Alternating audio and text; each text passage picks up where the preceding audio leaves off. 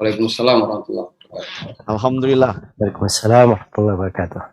Ahlan wasahlan. Alhamdulillah. Kita mulai ya, Bapak-bapak para pemateri. Alaihi wasallam. Seorang hamba yang diutus menjadi rahmatan lil alamin. Seseorang yang kita cintai melebihi cinta kita kepada ibu-ibu kita. Seseorang yang kita cintai melebihi cinta kita kepada anak-anak kita. Melebihi cinta kita bahkan kepada diri kita sendiri. Semoga keselamatan tercurah juga kepada keluarga beliau, para istri beliau, para sahabat beliau, radhiyallahu anhum ajmain, beserta para tabi'in dan para tabi'ut tabi'in, dan orang yang mengikuti beliau hingga akhir zaman. Alhamdulillah, di dalam kehidupan sebuah komunitas, baik yang kecil maupun yang besar, terkadang muncul riak-riak yang merusak sebuah persatuan. Terlebih lagi jika kehidupan itu dalam sebuah negara yang besar, seperti Negara Kesatuan Republik Indonesia, yang menghimpun berbagai jenis ras, agama, suku, dan latar belakang yang berbeda-beda. Tentu menyatukan keragaman yang majemuk tersebut adalah sesuatu yang tidak mudah. Belum lagi terkadang sebagian pihak lebih mendahulukan egonya.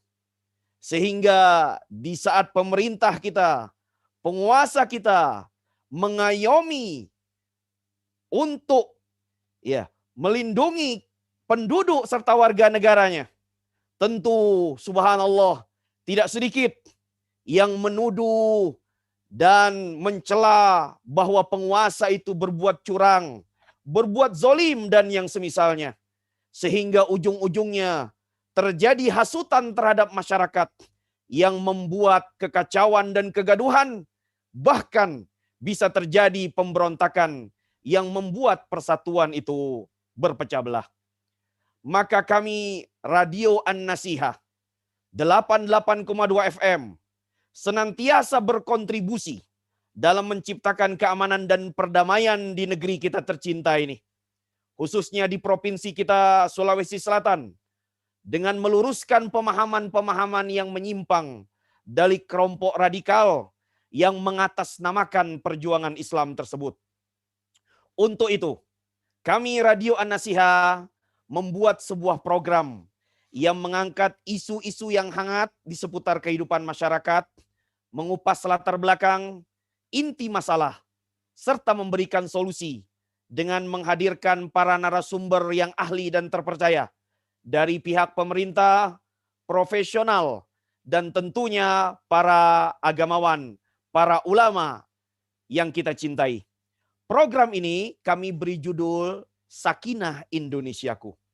Sakinah Indonesiaku adalah sebuah program yang bertujuan untuk menumbuhkan wawasan, kesadaran seluruh masyarakat Indonesia, tidak hanya di Kota Makassar dan di Provinsi Sulawesi Selatan, tetapi juga seluruh rakyat Indonesia tentang tata cara bernegara yang benar, mempunyai perilaku cinta tanah air, berwawasan Nusantara, serta memiliki ketahanan nasional dalam menghadapi perkembangan ilmu pengetahuan dan teknologi, tentu berdasarkan Al-Quran dan Al-Hadis Nabi Muhammad SAW.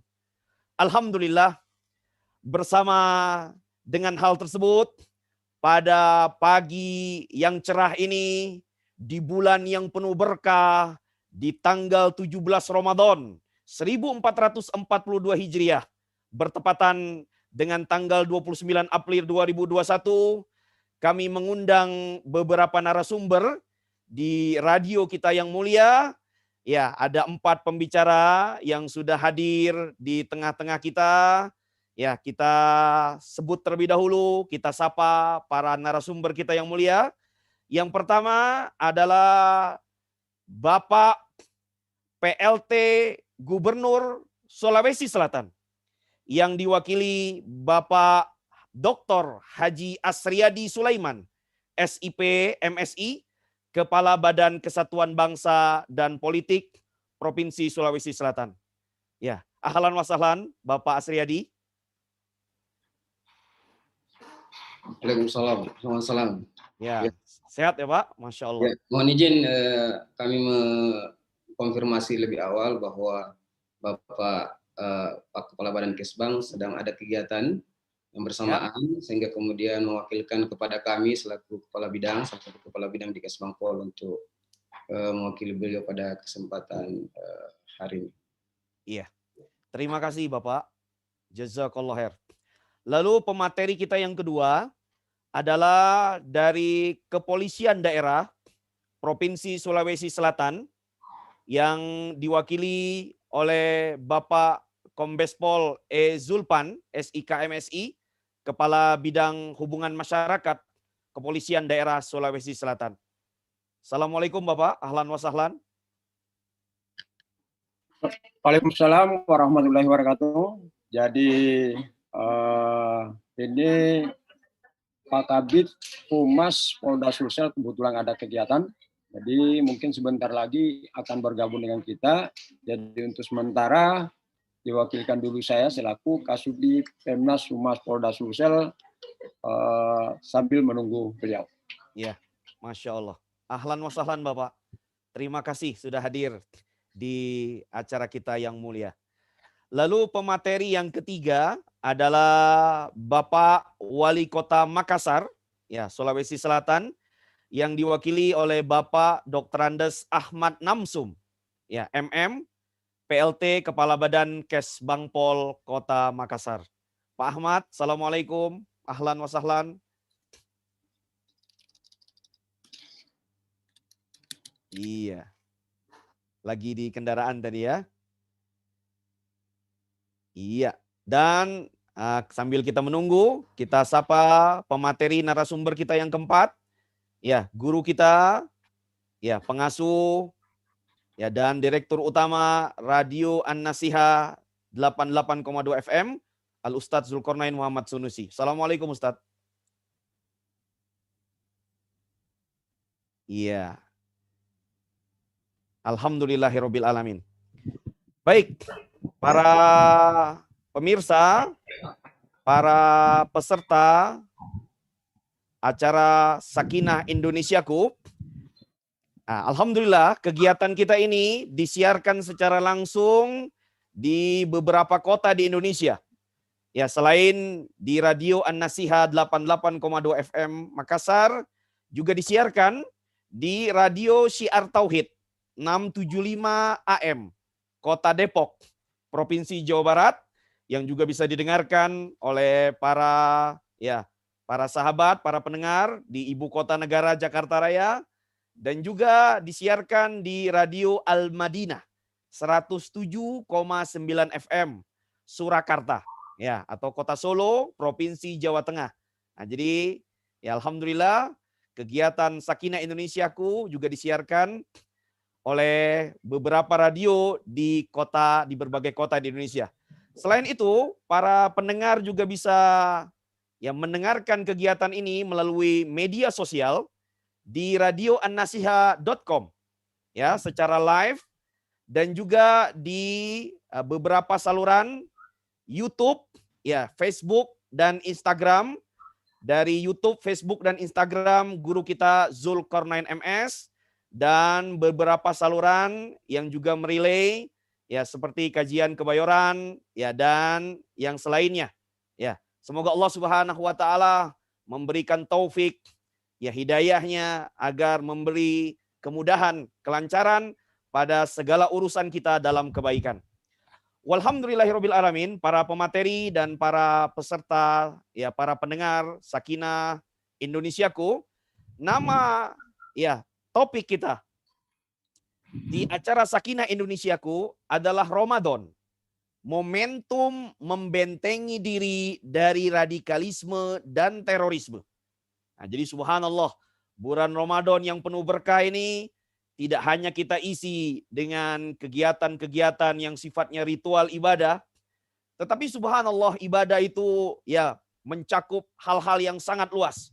Di mana ketika kita mengkaji sebuah ilmu, membahas sebuah permasalahan yang kita niatkan untuk beribadah kepada Allah Subhanahu wa taala, untuk menjaga dan menghidupkan agama kita, ya, maka ya kegiatan tersebut, aktivitas kita tersebut itu bernilai ibadah di sisi Allah Subhanahu wa taala.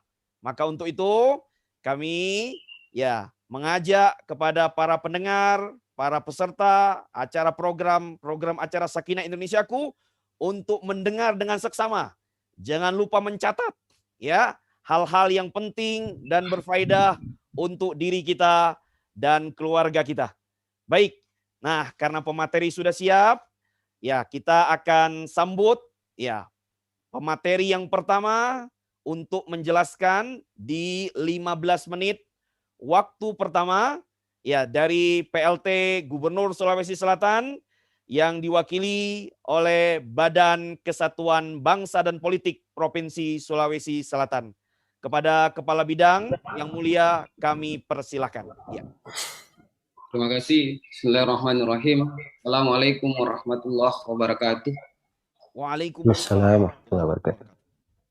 Yang terhormat Bapak yang mewakili Kepala Kepolisian Daerah Sulawesi Selatan, dalam hal ini Kepala Bidang Bapak Kabid Humas Polda Sulsel, Pak Kombes Pol Sulpan SKMSI. Assalamualaikum, Komandan. Yang saya hormati Bapak yang mewakili Wali Kota Makassar, Bapak PLT Badan Kesbang Pol Kota Makassar, Pak Ahmad Namsum. Yang kita muliakan guru kita, Ustadz Zulkarnain Muhammad Sunusi, pengasuh Pondok Pesantren As-Sunnah. Assalamualaikum, Ustadz. Assalamualaikum warahmatullahi wabarakatuh. Para pendengar Radio Nasia dimanapun berada, pertama kami menyampaikan permohonan maaf Bapak PLT Gubernur Sulawesi Selatan, Bapak Andi Sudirman Sulaiman ST, karena pada kesempatan ini beliau tidak dapat hadir bersama-sama kita, berhubung aktivitas beliau yang sangat padat, karena kita ketahui bersama saat ini kalau bagaikan di rumah tangga, Pak PLT Gubernur sekarang ini adalah single parent. Jadi begitu banyak tugas-tugas yang tadinya dilaksanakan secara berpartner dengan Bapak Profesor Gubernur kita, Pak Prof. Nurdin Abdullah, tapi hari ini pada beberapa waktu belakangan ini beliau harus mengampu sendiri seluruh tugas-tugas yang selama ini dilakukan bersama-sama. Jadi mohon maaf atas ketidakhadiran Bapak PLT Gubernur, dan saya yakin ini tidak mengurangi makna daripada pelaksanaan kegiatan Talkshow kita hari ini. Baik, terkait dengan tema kita, yakni Ramadan, mendebendengi diri dari radikalisme dan terorisme, saya kira ini adalah salah satu tema yang sangat aktual sekali dengan kondisi kekinian kita. Kita ketahui bersama, khususnya di Sulawesi Selatan ini, pada akhir Maret kemarin, ya kita dikagetkan dengan adanya aksi terorisme di depan gereja katedral. Dan ini menjadi salah satu warning untuk kita semua, bahwa kita mesti waspada dan lebih waspada lagi terhadap yang namanya aksi-aksi terorisme dan radikalisme yang sedang berkembang di sekitar kita. Nah, sebagai pemerintah Provinsi Selatan, kami tentu sangat mendukung upaya yang dilakukan oleh seluruh elemen masyarakat, termasuk yang kita lakukan hari ini melalui radio program Sakinah Indonesiaku ini, yang tujuannya untuk menumbuhkan wawasan dan kesadaran seluruh masyarakat tentang tata cara bernegara. Ini saya kira adalah upaya strategis yang dilakukan oleh elemen-elemen masyarakat dan elemen-elemen masyarakat yang lain, dan kami berharap ini akan terus dilanjutkan dan diperluas lagi. Kami dari pemerintah Provinsi Selatan semenjak kejadian di Gereja Katedral, Bapak PLT Gubernur sangat mengintensifkan berbagai upaya-upaya untuk mengantisipasi dan mendeteksi beberapa gerakan-gerakan yang kemudian berpotensi untuk terjadinya aksi-aksi terorisme dan radikalisme ini. salah satu yang sangat intensif dan menjadi perhatian Bapak PLT Gubernur adalah beliau berupaya untuk mengintensifkan komunikasi dengan berbagai elemen masyarakat, termasuk khususnya Forkopimda kita, Bapak Kapolda, Bapak Pangdam, dan seluruh anggota Forum Komunikasi Pimpinan Daerah yang lain. Ini semakin diintensifkan karena dengan sinergi antara seluruh Forkopimda ini, kita berharap komunikasi dan koordinasi antar pemerintah provinsi dengan berbagai pihak, khususnya dalam menjamin keamanan masyarakat Sulawesi Selatan ini bisa terwujud. Jadi itu program yang paling utama dan diutamakan oleh Bapak PLT Gubernur saat ini adalah mengintensifkan komunikasi dan koordinasi dengan berbagai elemen, baik itu tokoh-tokoh agama, tokoh lintas agama, tokoh-tokoh pemuda, dan seluruh elemen sangat ditekankan oleh Bapak sekali lagi untuk mengantisipasi berkembangnya paham-paham radikalisme dan terorisme khususnya di wilayah Sulawesi Selatan. Kita secara posisi memang Sulawesi Selatan menjadi salah satu wilayah yang sangat strategis untuk perkembangan jaringan terorisme dan radikalisme, karena kita ketahui bersama bahwa sampai hari ini jaringan yang ada di Poso yang merupakan tetangga terdekat kita ini masih terus berkembang, sehingga ini yang perlu kita antisipasi bersama. Mungkin secara jauh akan nanti disampaikan oleh Bapak Pak Kabid Humas mengenai sejauh mana potensi-potensi radikalisme dan terorisme yang ada di Sulawesi Selatan ini. Yang pasti kami dari pemerintah Provinsi Selatan, Bapak PLT Gubernur menekankan yang pertama, mari seluruh pihak, ya, mengajak seluruh pihak, baik itu tokoh agama, tokoh pemuda, seluruh elemen masyarakat untuk sama-sama kita lawan terorisme, kita lawan radikalisme.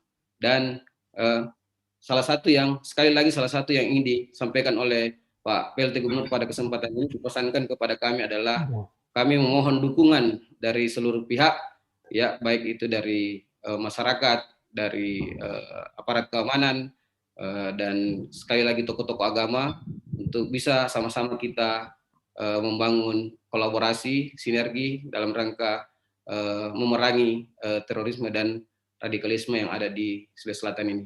Saya kira itu inti dari apa yang ingin disampaikan oleh Bapak PLT Gubernur, dan sekali lagi mohon dukungan kita bersama untuk kita menciptakan kondisi keamanan dan ketertiban masyarakat di Sulawesi Selatan yang kita cintai bersama. Saya kira demikian secara singkat. Ya, alhamdulillah. Terima kasih. Ya, alhamdulillah.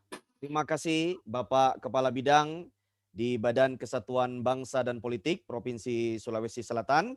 Ya, tentu ya program utama yang kita dengar tadi dari Bapak Gubernur adalah mengintensifkan komunikasi. Nah, ini komunikasi ini memang tidak bisa dipandang remeh dia.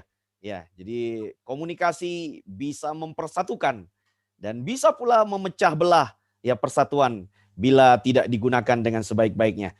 Baik, para peserta ya, acara Sakinah Indonesiaku, kita akan lanjutkan ke narasumber kita yang kedua, yaitu Bapak Kapolda Sulawesi Selatan atau yang mewakili, ya, yaitu Bapak Kombes Pol Ezulpan, SIK MSI, Kepala Bidang Hubungan Masyarakat, Kepolisian Daerah Provinsi Sulawesi Selatan.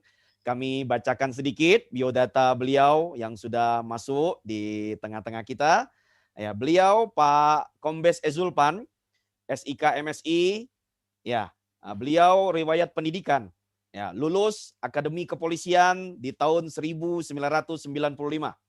Ya, lalu lulus PTIK ya tahun 2002, dilanjutkan dengan S2-nya tahun 2005 dan lulus ya sekolah staf pimpinan ya di tahun 2011.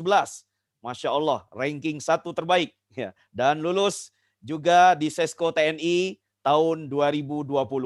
Dan ini riwayat jabatan beliau, Masya Allah ya, sudah berkeliling di negara kita, ya mulai dari Sumatera, ya di Sumbaksel, lalu di Bandar Lampung, Masya Allah, ya sampai juga di Papua, ya di ya Kasubdit ya di Polda Papua, juga pernah menjadi Kapolres di Sorong, Polda Papua, ya, dan kembali lagi ya ke Pulau Jawa menjadi Kapolres di Kota Gresik, ya, Polda Jawa Timur, lalu pernah menjadi Wadir Lantas di Polda Bali, dan menjadi Dirlantas di Polda Kalimantan Selatan, dan sekarang ya subhanallah setelah lulus Sesko TNI di tahun 2020 diamanahi menjadi Kepala Bidang Humas Kepolisian Daerah Sulawesi Selatan. Ya, kepada beliau yang terhormat Bapak Kombes Pol ya Ezulpan kami persilahkan. Ya. Belum dibuka Pak, di mute. Ya, belum terdengar suara Bapak. Ya. Belum. Sudah. Ya. Ya. Sudah ya? Sudah terdengar ya? Sudah Bapak, baik. silakan. Assalamualaikum warahmatullahi wabarakatuh. Waalaikumsalam warahmatullahi Assalamualaikum wabarakatuh. warahmatullahi wabarakatuh. Waalaikumsalam. Selamat pagi, salam sejahtera untuk kita semua.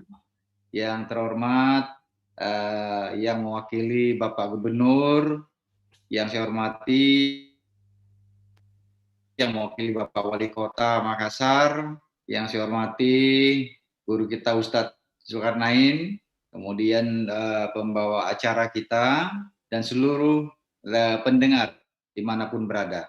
Sungguh sangat berbahagia pagi hari ini saya mendapat amanah dari Bapak Kapolda untuk mewakili beliau, karena beliau pagi ini ada kegiatan di Hotel Ramsey di Kota Makassar, yaitu Rakernis Propam Sulawesi Selatan, di mana beliau hadir sebagai pembuka kegiatan dan juga pemberi materi di awal kegiatan. Jadi beliau menyampaikan salam hormat kepada kita semua dan permohonan maaf.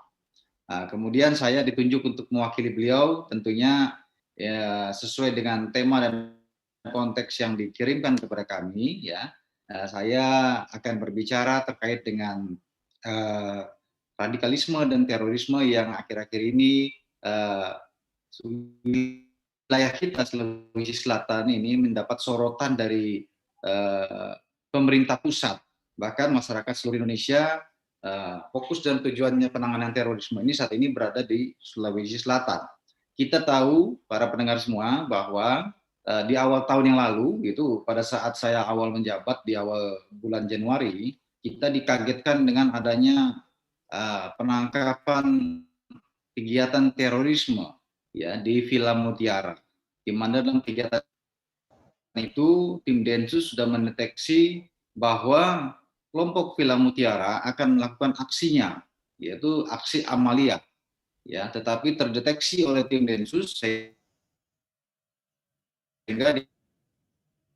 diambil tindakan, ya, yaitu tindakan tegas terukur yang akibat satu diantaranya adalah pimpinan kelompok daripada kelompok yang ada di Praia itu Saudara Rizaldi. Ada 20 orang yang ditangkap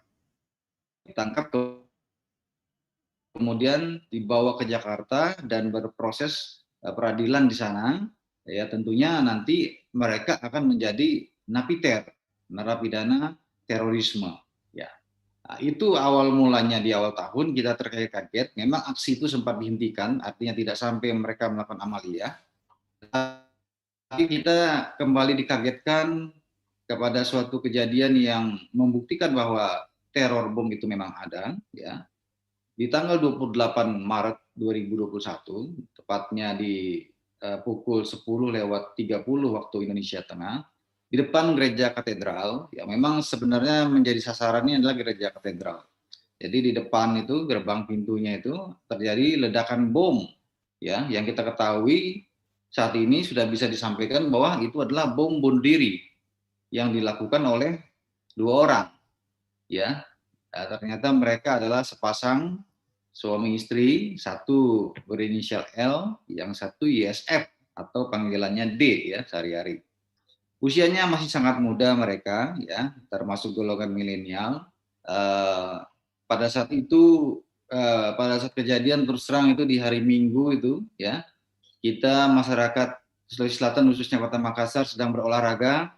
Saya juga pada saat itu sedang berolahraga sebenarnya itu. Lagi main bulu tangkis sama beberapa anggota saya ya di gor jalan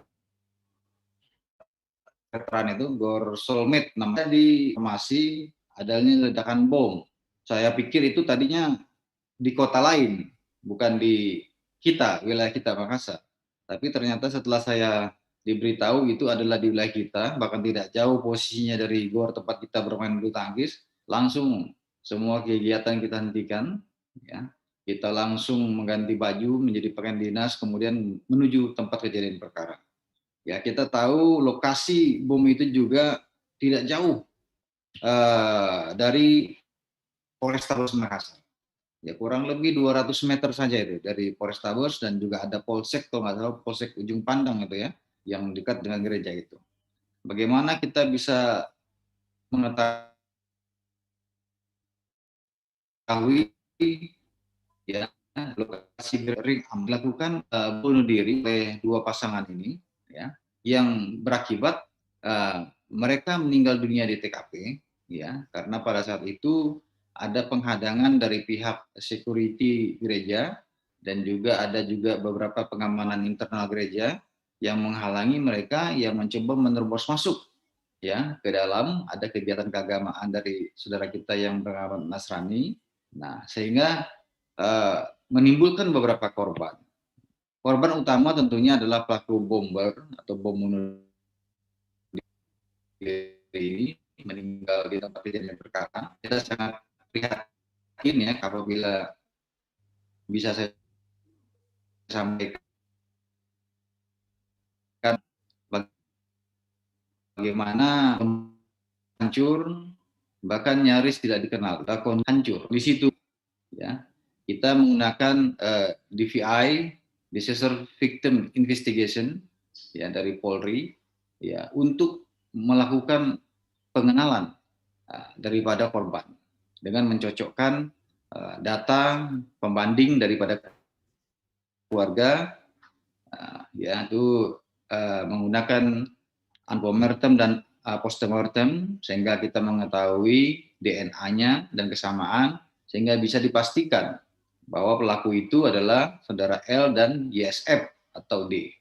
Dan kita tahu pada saat itu semua, ya, media nasional bahkan internasional dari Turki, Belanda, Jerman itu menghubungi saya, menanyakan betul tidak terjadi ledakan itu. Ya, kemudian juga kita tahu bagaimana langsung hari, ya, setelah maghrib kurang lebih jam 7 lebih itu, ya, dengan kondisi tiba-tiba menjelang malam itu hujan, dari siangnya yang panas, itu Bapak Kapolri dan Panglima TNI juga datang ke tempat kejadian perkara. Dan kita tahu juga sebelumnya Bapak Presiden juga sudah mengeluarkan pernyataannya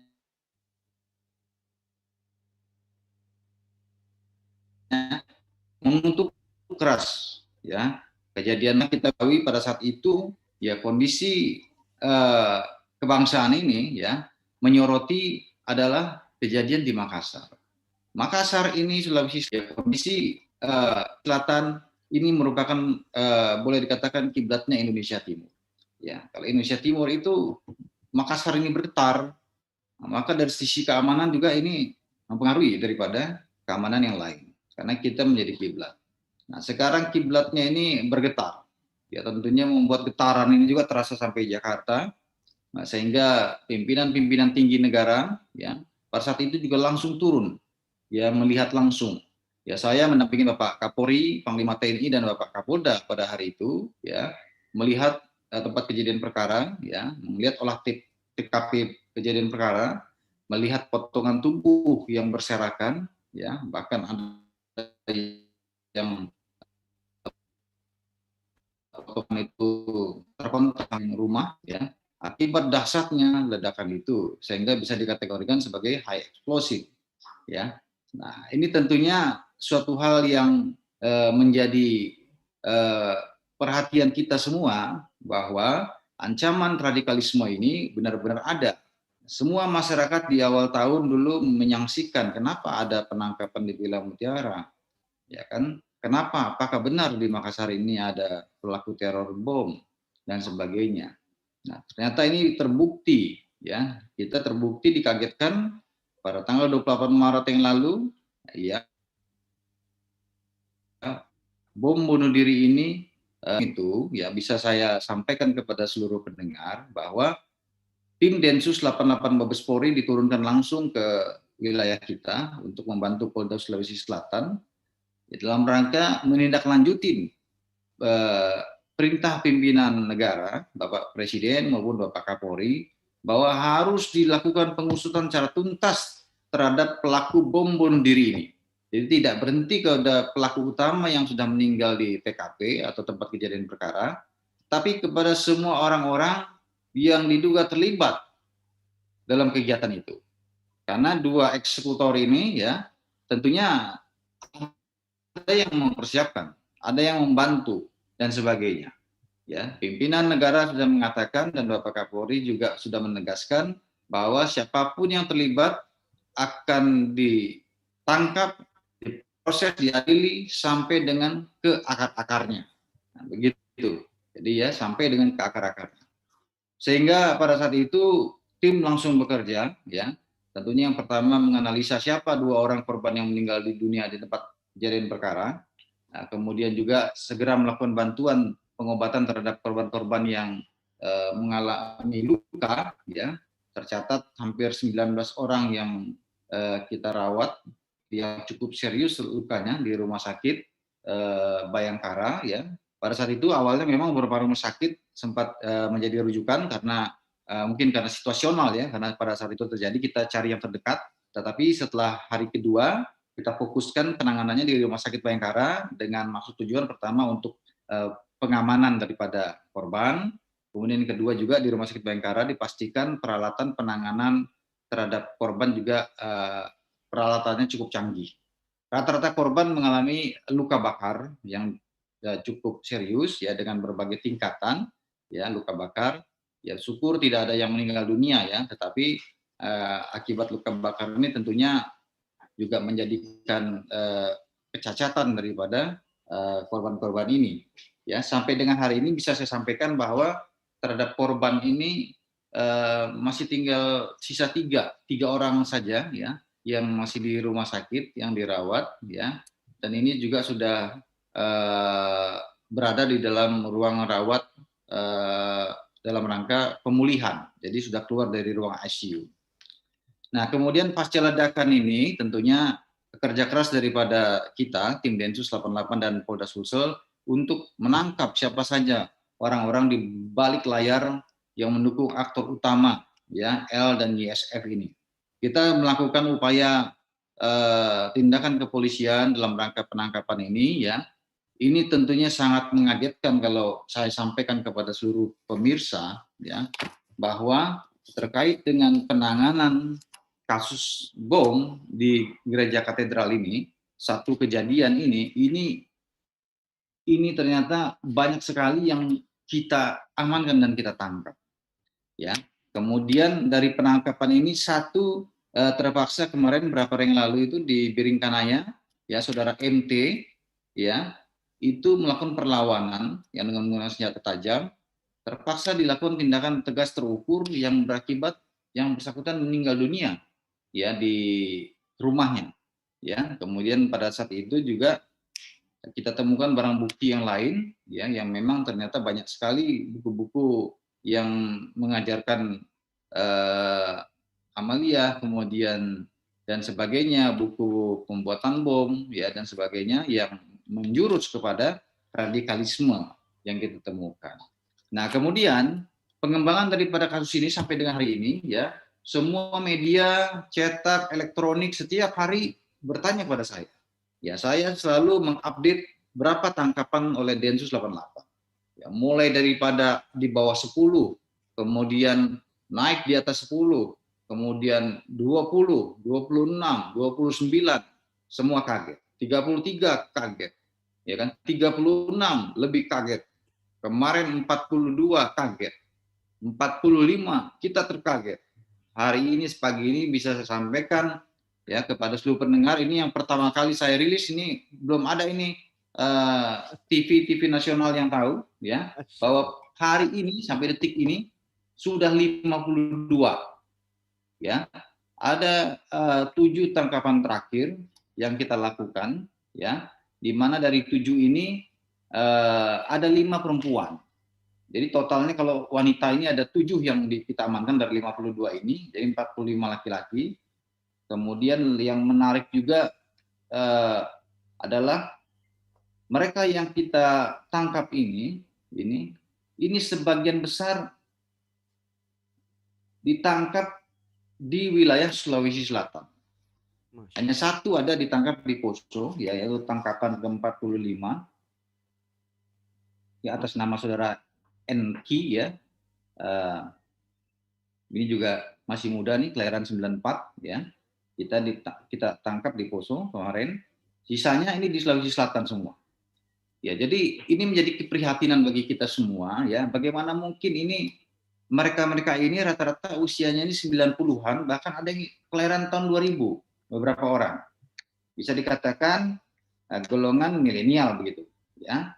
Tetapi mereka terpapar kepada paham radikalisme ya. Penangkapan oleh Densus ini tentunya tidak sembarang tangkap ya, karena sesuai dengan undang-undang yang ada yaitu KUHP pasal 184, minimal 2 alat bukti yang sah ya bagi penyidik untuk meyakini, menangkap dan mentersangkakan seseorang ya. Tanpa itu kita juga pasti digugat dalam rangka pra peradilan oleh orang-orang yang ditangkap ya. Tapi sampai hari ini tidak ada 1 orang pun ya yang berani menggugat atau memperadilankan tindakan Densus ya. Artinya bahwa data dan fakta yang dimiliki oleh tim Densus dalam rangka penangkapan ini adalah sah secara hukum ya. Dan saya juga melihat barang bukti yang sudah kita amankan yang memang belum kita gelar kepada publik ini luar biasa. Banyak sekali senjata tajam, kemudian buku-buku ya yang menjurus kepada radikalisme, jihad dan sebagainya. Media sosial pikir terus ya, berat hati melakukan upaya penembakan itu. Tetapi satu sisi ya, mereka-mereka yang terpapar ini juga meyakini bahwa dengan matinya dia itu dikatakan syahid dan akan dijemput bidadari. Nah, ini satu sisi tentunya yang harus kita yakini bahwa ancaman ini luar biasa sekali berbahayanya. Dan kita sangat dikagetkan menurut saya ya, data yang saya miliki dari 1 kasus kejadian ya, kegiatan bom ya, sampai 52 ditangkap, ini suatu rekor ya. Bom Bali yang menewaskan 200 lebih juga tidak ada sebanyak itu yang diamankan dan ditangkap ya. Bom-bom yang lain di wilayah Indonesia yang pernah terjadi pun tidak pernah sebanyak ini yang ditangkap. Tetapi di wilayah kita, bom depan gereja kota katedral ya, 52 orang sampai dengan hari ini yang sudah ditangkap. Dan mereka adalah orang-orang yang memiliki keterkaitan langsung dan tidak langsung dengan kegiatan bom bunuh diri itu. Nah, ini tentunya menjadi perhatian bagi kita semua bagaimana ancaman ini betul-betul nyata ya. Dan sudah terbukti di wilayah kita, mengagetkan kita semua ya. Nah, tapi syukur alhamdulillah dengan kerja keras kita dan juga bantuan daripada semua pemuka, tokoh agama, masyarakat, pemerintah, daerah, stakeholder terkait meyakinkan bahwa Sulsel ini aman. Saya membangun meyakinkan masyarakat bagaimana Sulsel ini aman, maka amanan ini tidak mudah. Karena ini dampaknya kepada investasi pembangunan. Ya, Sulsel ini kita kemarin dikagetkan juga, mohon maaf ini adanya penangkapan KPK terhadap Bapak Gubernur kita Pak NA ya, yang tentunya berdampak juga kepada roda pembangunan ya. Kemudian ada kasus terorisme, ini juga membuat orang investor berpikir ya untuk menginvestasikan modalnya di wilayah kita apabila ada ancaman teror, terutama terorisme. Nah, ini kita bekerja keras ya, syukur alhamdulillah masyarakat sekarang berani beraktivitas secara normal ya, tidak terganggu dengan kegiatan itu karena masyarakat melihat tindakan kepolisian secara nyata menangkap semua pelaku yang terlibat di belakang layar ya, sampai dengan karakternya secara nyata. Nah, tetapi tentunya ya ini menjadi catatan bagi kita semua bahwa bagaimana kita bisa kecolongan ya, sehingga sekian banyak generasi muda kita milenial ini terpapar ya, di mana peran serta daripada lingkungan baik RT RW setempat ya tokoh masyarakat, tokoh agama, orang tua, bagaimana sampai mereka tidak mengetahui ada keluarganya yang melakukan tindakan seperti ini. Dari 52 ini bisa saya sampaikan kepada pemirsa bahwa saya pernah didatangin oleh dua keluarga. Jadi hanya dua keluarga yang mendatangi saya, mempertanyakan kenapa dia ambil keluarganya atau ditangkap. Dan mereka tidak yakin bahwa yang keluarganya ini terlibat. Nah, seperti itu ya. Jadi dari 52 ada dua keluarga yang datang. Ya, itu mempertanyakan, kenapa? Apa salahnya? Seperti itu. Jadi keluarga pun ada yang ternyata tidak tahu. Ada anggota keluarganya yang terpapar radikalisme. Tapi begitu saya jelaskan keterkaitan yang terlibatannya dengan alat bukti yang dimiliki Densus, mereka tidak bisa berkata apa-apa lagi. Ya, dan menyerahkan sepenuhnya proses penanganan, penyidikan, proses hukum kepada aparat kepolisian. Nah, ini tentunya menjadi catatan bagi kita, ya, menjadi introspeksi bagi kita, bagaimana kita mengembalikan Sulsel ini, Makassar ini sebagai kota yang menjadi kiblat kepada Indonesia Timur dan juga kota yang sangat maju pembangunannya, ya, jangan terhambat, jangan terganggu karena kegiatan-kegiatan bom. Dulu orang takut begitu dengar nama Ngeruki, Solo, begitu kan? Wah, itu pasti banyak itu terorisme katanya. Nah, sekarang orang dengar Makassar juga ada keraguan. Oh, datang ke Makassar, udah aman belum katanya begitu. Nah, ada beberapa teman juga kita telepon, saya mau pulang ke Makassar, udah aman belum? Katanya banyak terorisme katanya. Di samping ada kita ini sekarang COVID, ya, ada terorisme. Nah, kan tentunya juga berdampak kepada kita, ya, kepada wilayah kita. Nah, inilah yang ingin kita kembalikan, bahwa Makassar ini adalah wilayah yang betul-betul aman, ya, wilayah yang makmur, ya. Saya pernah berbicara dengan Pak Gubernur kita yang sekarang sedang ditanding KPK, Pak NA, mengatakan bahwa di Indonesia ini 27 provinsi dari 34 ini, 27 provinsi disuplai oleh Sulawesi Selatan. Bahkan Singapura, Jepang itu juga suplai kebutuhan pokoknya itu dipenuhi dari Sulawesi Selatan dengan menggunakan kapal terbang kargo. Saya sudah berkomunikasi dengan kepala Garuda yang ada di wilayah Indonesia Timur yang kebetulan kantornya di Sulawesi Selatan. Bagaimana wilayah-wilayah tersebut sangat tergantung kepada kita. Luar biasa wilayah kita ini kaya rayanya, makmur, subur. Di jalan-jalan saya lihat itu banyak sekali jual telur pakai mobil begitu kan. Kalau di Jawa nggak ada begitu. Saya baru pertama kali dinas di Sulsel, saya lihat, wih, ini telur sekali dipakai mobil-mobil begitu. Ternyata dari telur di wilayah kita.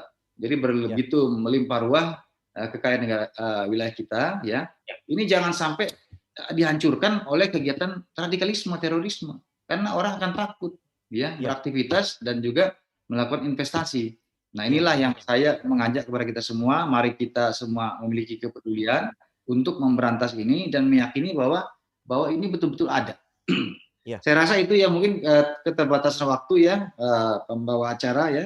Nanti kalau saya bicara terus nanti habis waktu ini. Jadi saya rasa itu saja dulu pembuka dari saya. Nanti kalau ada hal-hal yang mungkin para pemirsa mau tanyakan, ya saya dengan sangat terbuka akan memberikan tanggapan sesuai dengan fakta yang ada di lapangan dan kita temukan. Terima kasih. Saya akhiri, wabillahi taufiq wal hidayah. Wassalamualaikum warahmatullahi wabarakatuh. Waalaikumsalam warahmatullahi wabarakatuh. Terima kasih Pak Kombes Pol Zulpan, Kabid Indonesia Polda Sulawesi Selatan. Yang saya hormati yang mewakili PLT Gubernur Sulawesi Selatan, sahabat kami Kepala Bidang di Kesbangpol Provinsi Sulawesi Selatan. Yang saya hormati Pak Ustadz, Pak Zulkarnain Muhammad Sunusi. Yang saya hormati pembawa acara dan para pendengar, para pemirsa di seluruh penjuru, baik yang di Sulawesi Selatan khususnya, Kota Makassar dan di luar Sulawesi Selatan. Alhamdulillahirrabbilalamin, wassalatu wassalamu ala asyrafil anbiya'i wal mursalin, Sayyidina Muhammadin wa ala alihi wa sahbihi ajma'in, amma ba'd.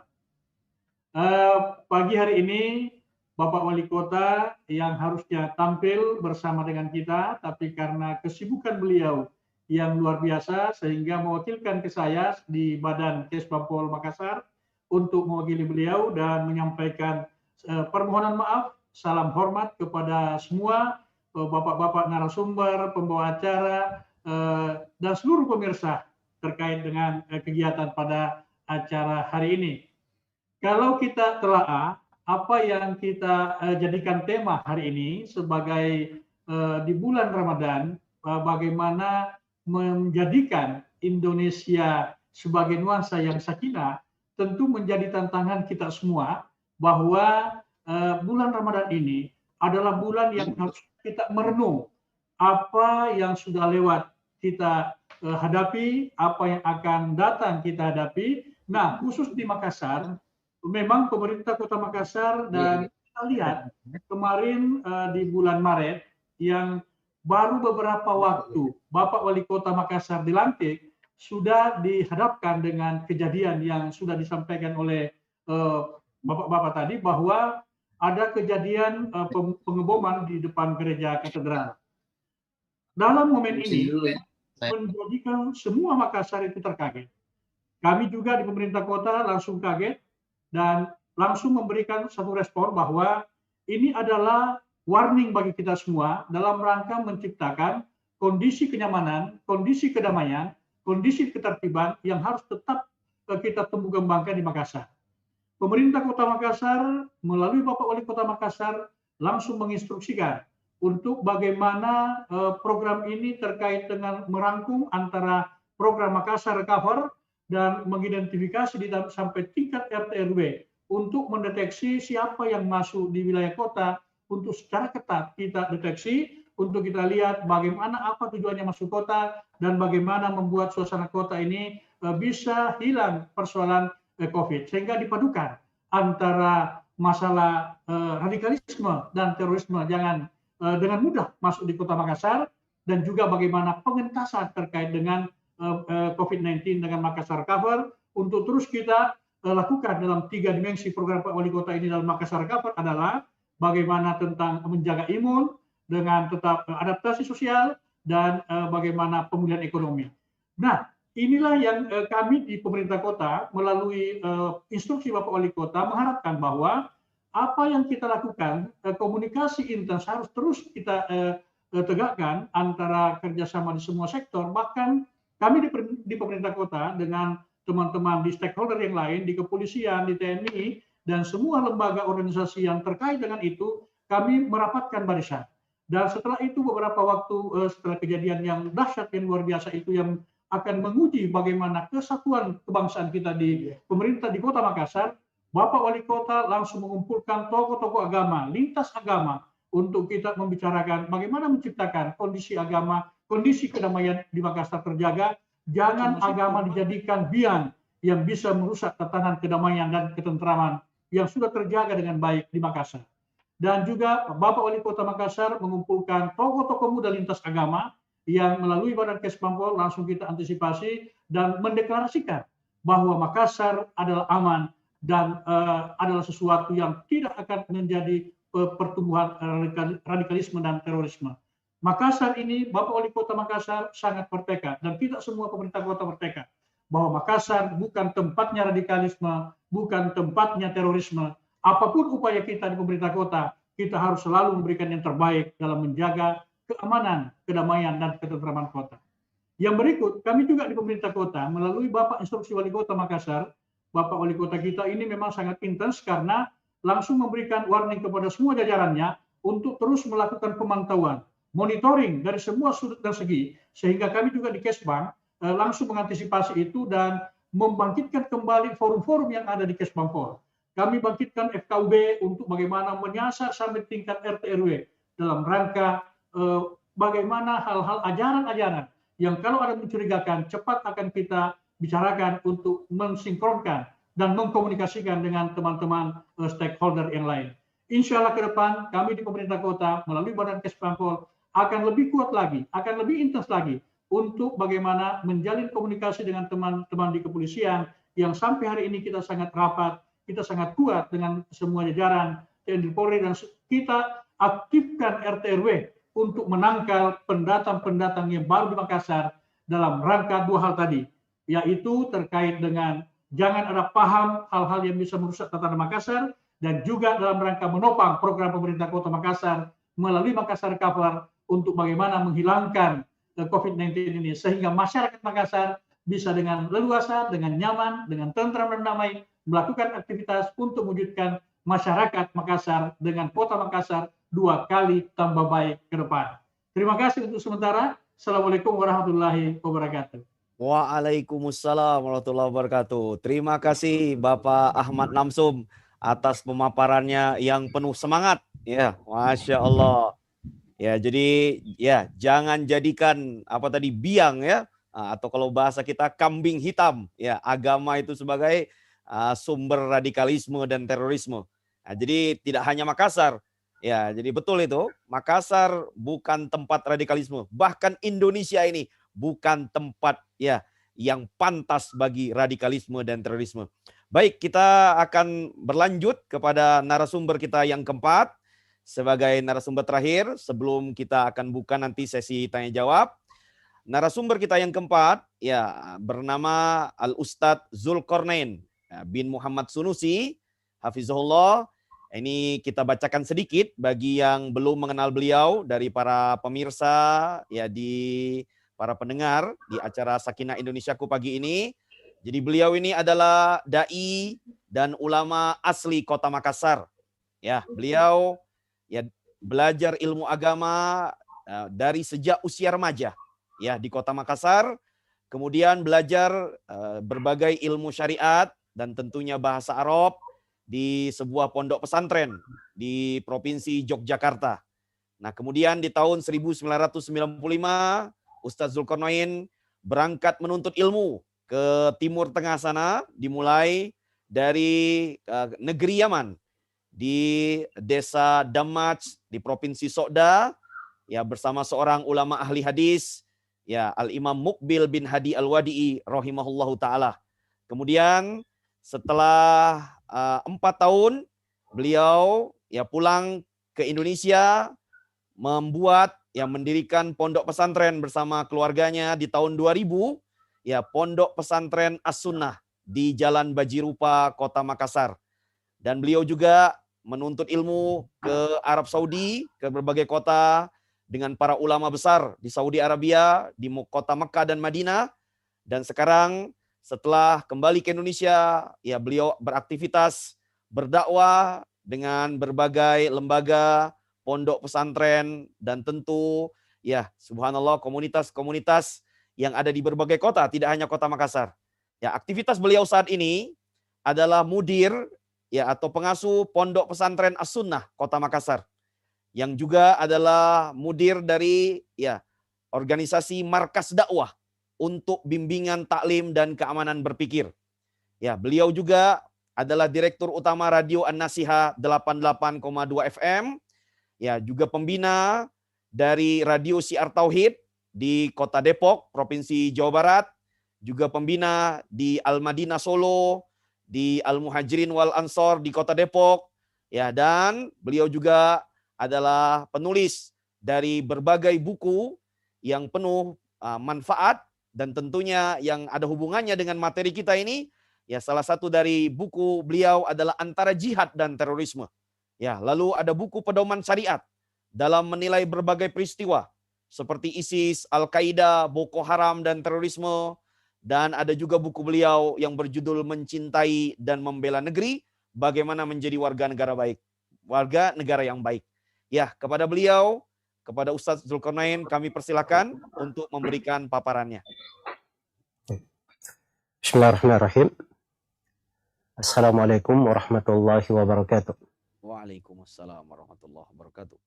Alhamdulillahirabbil alamin wassalatu wassalamu ala al-mab'uts rahmatan lil alamin nabiyina Muhammad wa ala alihi wa sahbihi wa man tabi'ahum bi ihsanin ila yaumiddin, amma ba'd. Yang saya hormati para narasumber, yang mewakili Bapak ya, kepada beliau, PLT kepada Ustadz Zulkarnain kami persilakan untuk memberikan paparannya. Pak Kabid Humas Polda. Bismillahirrahmanirrahim. Pol Zulfan. Assalamualaikum warahmatullahi wabarakatuh. Polda. Waalaikumsalam. Juga kepada Bapak Alhamdulillahirabbil alamin wassalatu wassalamu ala al-mab'uts rahmatan lil alamin nabiyina Muhammad wa ala alihi wa sahbihi wa man tabi'ahum bi ihsanin ila yaumiddin. Amma ba'd. Yang saya hormati para narasumber, mewakili Bapak PLT Gubernur, juga Pak Kabid Humas Polda, Kombes Pol Zulfan, yang mewakili Pak Kapolda, juga kepada Bapak Ahmad Namsun, yang mewakili Wali Kota Makassar, dan kepada seluruh pendengar dan pemirsa yang menyaksikan acara ini. Ya, saya berterima kasih kepada semuanya atas partisipasinya dan juga kesempatan ini, dan semoga Allah Subhanahu wa Ta'ala memberikan keberkahan kepada kita semua, menjadikan apa yang kita lakukan di dalam kegiatan ini sebagai satu catatan amalan soleh kita yang kita harapkan di sisi Allah Subhanahu wa Ta'ala. Karena dari amalan yang paling diharapkan kebaikannya itu kalau seseorang memberi banyak manfaat kepada manusia. Nah, kita di sini dalam sebuah tema menjaga keamanan dan memberikan solusi kepada segenap masyarakat kita, kaum muslimin dan muslimat, bagaimana menjadi warga negara yang baik, bagaimana berpemikiran yang aman, dan bagaimana bertingkah laku sebagai orang yang bisa memberikan kebaikan dan manfaat kepada masyarakat. Dari tema yang diangkat dari radio kita, Ramadan momentum untuk memerangi radikalisme dan terorisme,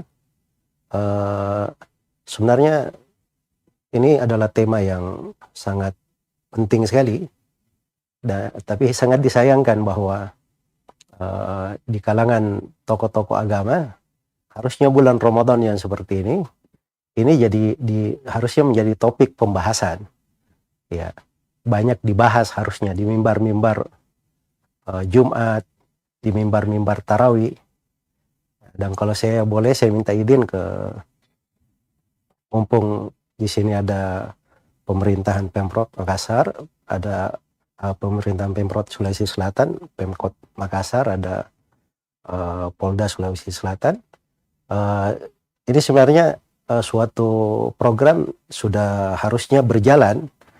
Ya, kita ambil dari tema-tema pembahasan dan saya akan sebutkan di sini ada 7 poin dari pilar-pilar keamanan berpikir dan bagaimana pelajaran-pelajaran di bulan Ramadan yang mengajari kita untuk anti terhadap radikalisme dan terorisme. Ya, 7 poin ini harusnya kalau penceramah setiap poinnya saja bikin satu ceramah tarwih, itu sudah akan memberikan dampak keamanan yang sangat luas di kota Makassar ini. Dan insya Allah akan mengobati banyak pembahasan. Ya, jadi saya 7 poin aja ke dalam satu solusi yang mungkin bisa kita pikirkan bersama di dalam hal tersebut. Iya. Jadi saya sebutkan ada sebenarnya banyak hal ya yang bisa kita bicarakan, tapi karena dari waktu yang diberikan, saya hanya menyinggung 7 hal di sini dari pelajaran-pelajaran penting dari momen di bulan Ramadan ini. Kita mengambil suatu penjagaan diri agar supaya kita mengetahui tentang bahaya radikalisme, terorisme, dan bisa menghindarinya.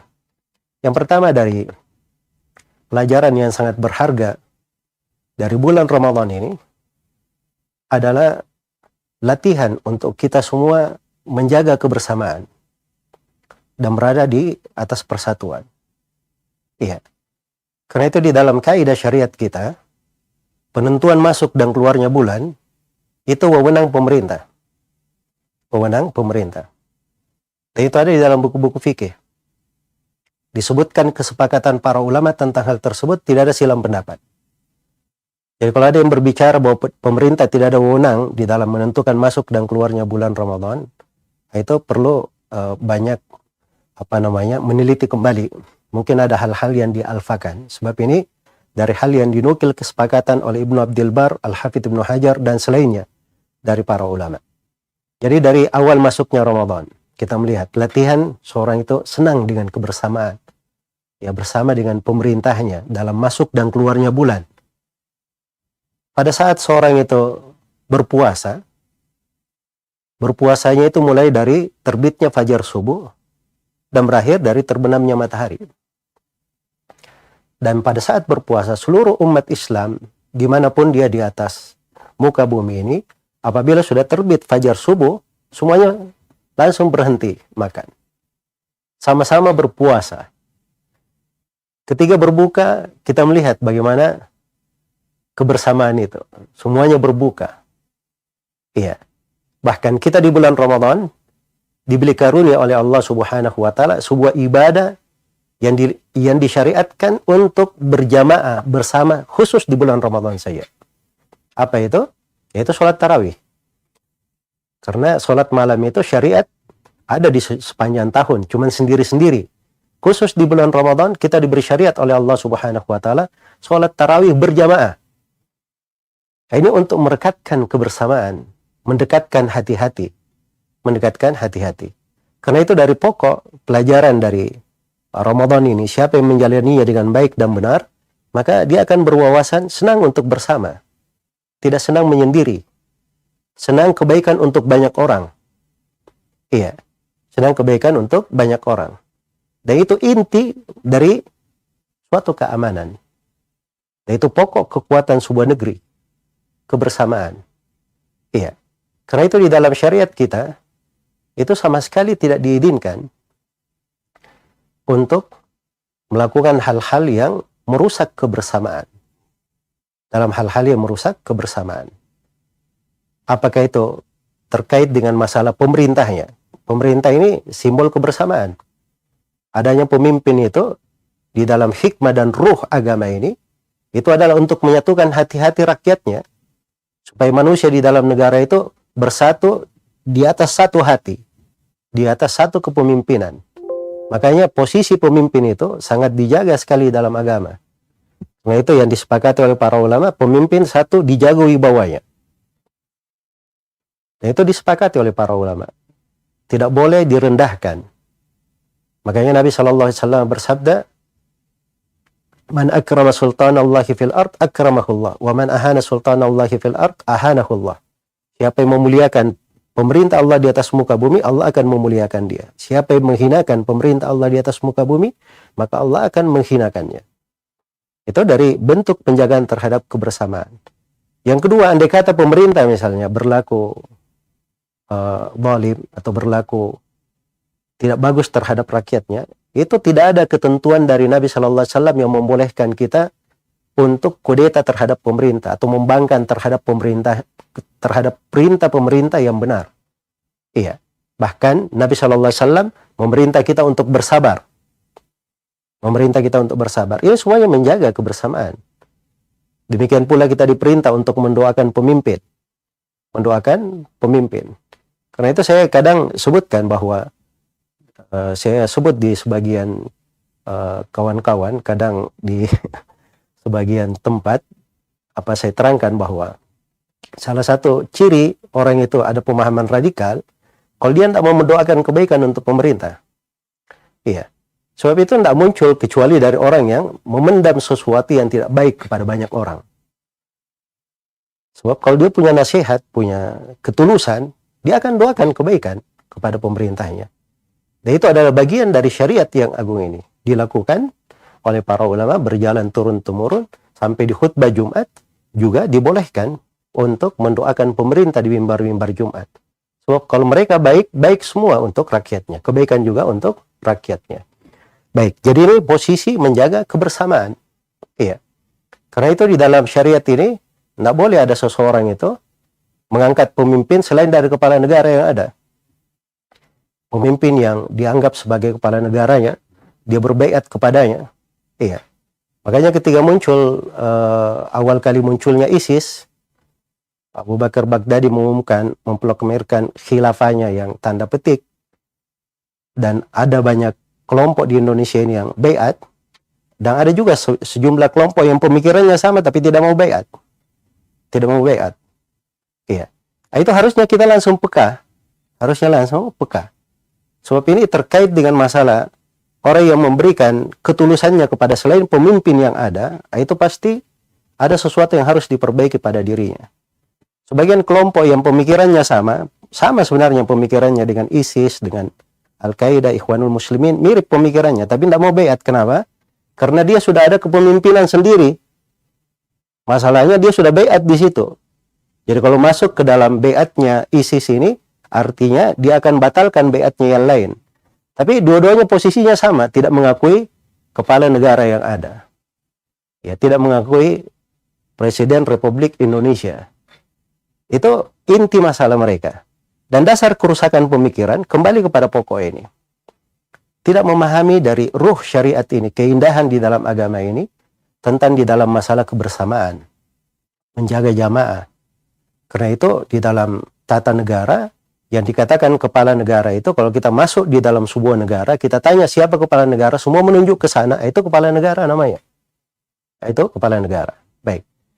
Jadi ini pilar yang pertama dari pelajaran di bulan Ramadan, yang akan mengontrol kita, membantu kita untuk bersikap pertengahan atau menghindarkan kita dari sikap radikalisme dan terorisme. Baik, yang kedua adalah dari pelajaran penting di bulan Ramadan ini, momen yang hendaknya kita lihat adalah sikap pertengahan dan keseimbangan.